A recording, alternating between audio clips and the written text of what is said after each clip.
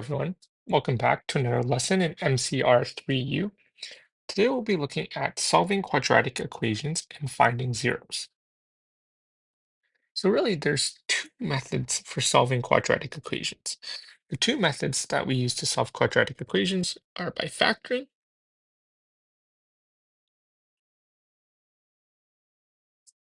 and by the quadratic formula.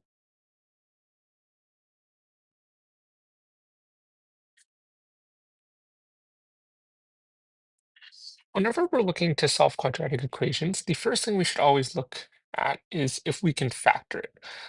If it's unable to be factored, then we can use the quadratic formula. So when we look here at factoring, here we have 2x squared minus 12x minus 14 is equal to 0. And here we are solving for x. So the first thing we want to do when we're looking at factoring again is to see if there's a common factor we can factor out to make it simpler here. So here we can factor to 2. We're left with x squared minus 6x minus 7 is equal to 0. And now we have our two factors of x minus 7 and x plus 1, and those are equal to 0. So here are two answers. Here we see that x minus 7 will have to be equal to 0, and therefore x is equal to 7. Here we have x plus 1 is equal to 0, and therefore x is equal to negative 1. Here we have 4x squared minus 11x is equal to x minus 7. So the first thing we want to do whenever we're solving for these quadratic equations is to make everything equal to 0. So here if we move some values over, so if we subtract by x to both sides, and we add by 7 to both sides as well, then here we'll have 4x squared minus 12x plus 7 is equal to 0. Here we see that this is not going to be factorable, so we'll use the quadratic equation. Recall the quadratic equation is x is equal to negative b plus or minus square root b squared minus 4ac over 2a. So here, remember, again, it needs to be in standard form for us to use the quadratic equation. And again, our a value is in front of the x squared, our b value is in front of the x, and our c value is our constant. So here, if we sub it in, we have x is equal to negative b, which is negative times negative 12, so it would be 12 plus or minus square root b squared, so 12 squared, which is 144, minus 4 times 4 times 7. That's all over 2 times a or 2 times 4 here.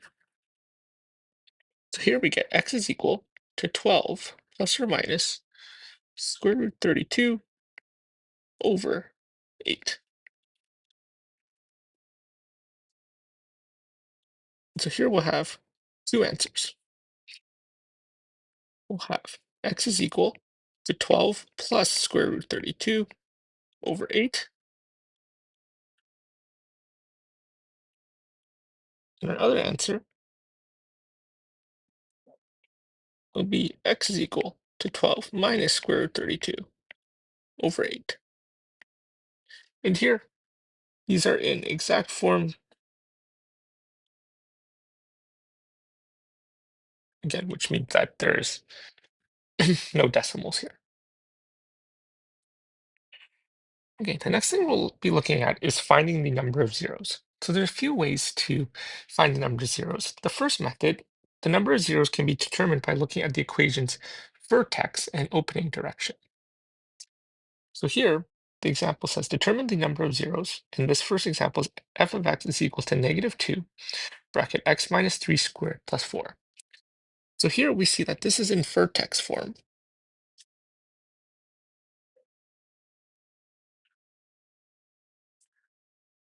So here, when we look at our vertex, we have our h and our k value.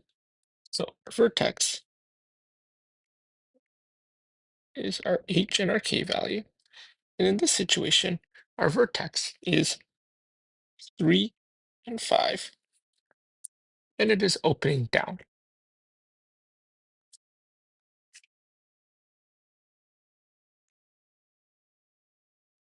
We know that it's opening down because of the negative that's in front of the a value here. So here, if we just look at it in a graph, simply just a simple sketch here, if we know that our vertex is at 3 and 5, so that look like here, and it opens down, we see here that it would have to cross the x-axis at least 2 times. So here we would say that there's 2 possible roots. If we look at this next value of g of x is equal to 2x minus 3 squared plus 5. So same equation, but this time it's opening up. So again, our vertex here is 3 and 5. But instead of opening down, it's opening up this time because our a value is positive. Here, if we quickly just graph this, see that our vertex will be at the same point at 3 and 5. What happens here is it opens up, and so it will never cross the x-axis. So here, there is no possible roots.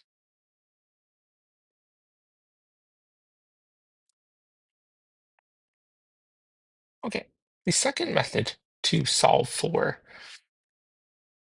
the number of zeros is using what's called the discriminant, and the discriminant is derived from the quadratic formula, and it's the value that's underneath the square root. So here, we know that the discriminant, which we represent as d,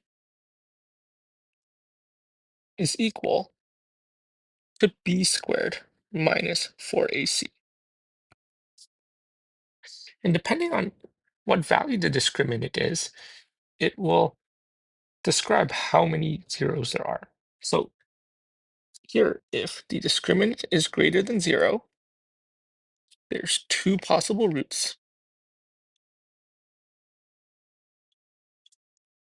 If the discriminant is equal to 0, then there's 1 possible root. And then if the discriminant is less than 0, or negative value, then there is no possible roots. And this makes sense in terms of our quadratic formula, because if the value underneath the square root was positive, then there would be plus or minus as an answer. If the value under the square root was 0, then there's only one answer. And then if the value under the square root was less than 0, then that can't happen because there cannot be a negative square root value.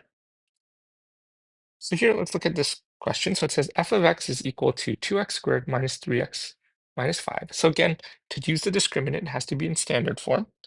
And we have our a, b, and c values. So here we have our discriminant is equal to b squared minus 4ac, and sub in our value. So here we have negative 3 squared minus 4 times 2 times negative 5. Here we get 9 plus 40, which is equal to 49.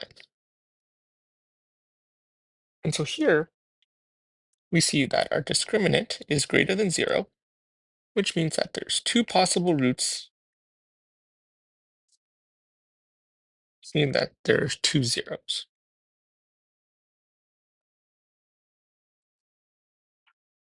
Okay, here we have g of x is equal to 4x squared plus 4x plus 1. Then we'll sub this into the formula of the discriminant. So discriminant is equal to b squared minus 4ac. Our discriminant is equal to 4 squared minus 4 times 4 times 1. Our discriminant here is equal to 16 minus 16, which is equal to 0. So here our discriminant is equal to 0, which means that there's one possible root, and therefore there's 1, 0. And then lastly here, again, this last one, we have h of x is equal to negative 5x squared plus x minus 2. Here, discriminant b squared minus 4ac,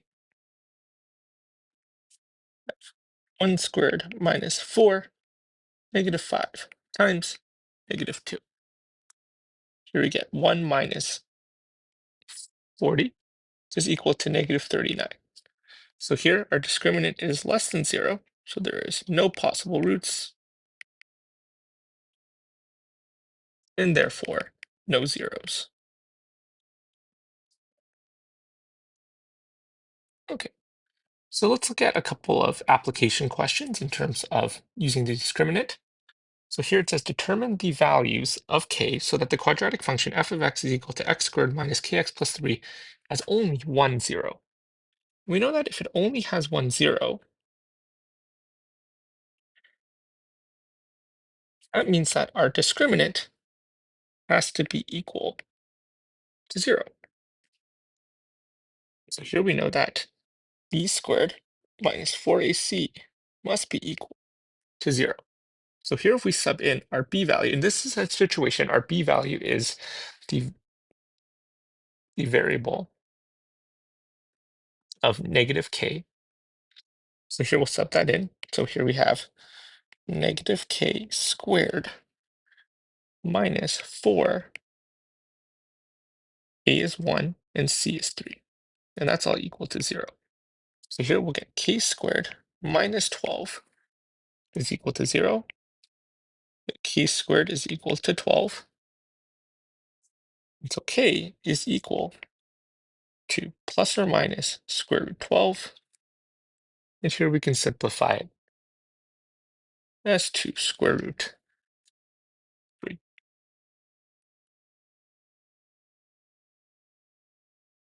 Okay.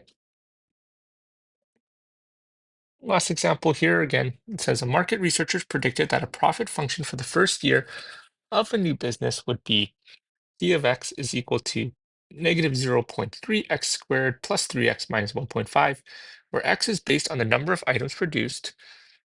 Will it be possible for the business to break even in its first year? Okay, so here, break even, it means that, again, the profit, again, of the business has to be at least greater than 0 or equal to 0. Right? So here, again, we need to see, again, if our discriminant is going to be greater or equal than 0. So here, we look at our discriminant, equals to b squared minus 4ac. Sub it into the formula here. So we have 3 squared minus 4 times negative 0.3 times negative 1.5.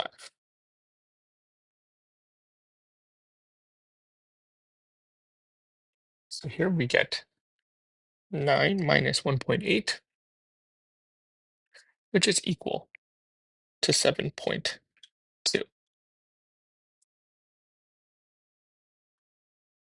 Therefore, we see here that because the discriminant is greater than 0,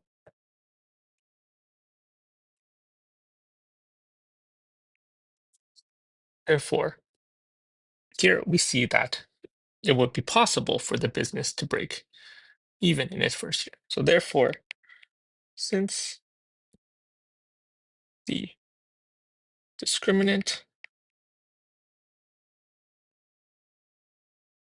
is greater than 0, it is possible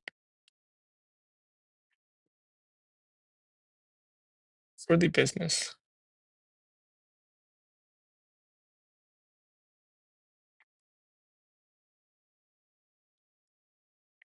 to break even. in its first year.